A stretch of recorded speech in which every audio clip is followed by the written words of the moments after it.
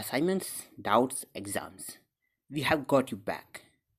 EduPlanner make every chapter easy to understand. Stay tuned, learn more, grow with us.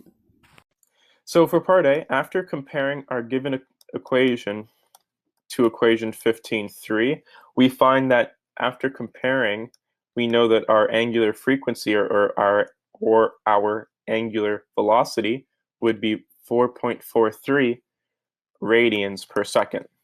We know that the angular velocity is equaling to the square root of the acceleration due to gravity divided by the length, and so the length is going to be equal to the acceleration due to gravity over omega squared.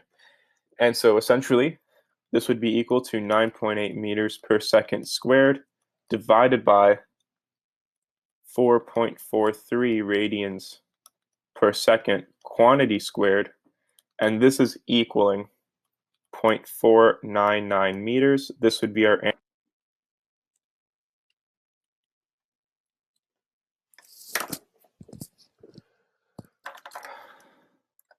So for part A, after comparing our given equation to equation 15.3, we find that after comparing, we know that our angular frequency or our angular velocity would be 4.43 radians per second. We know that the angular velocity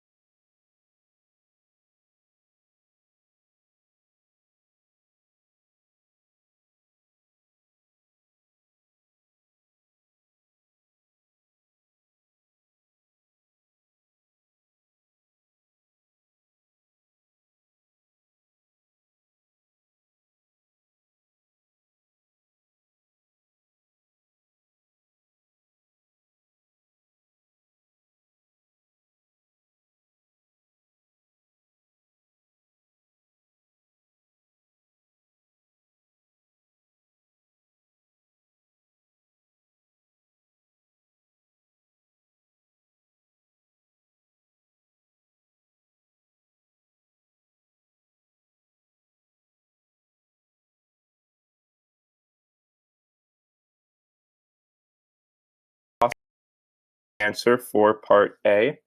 For part B, now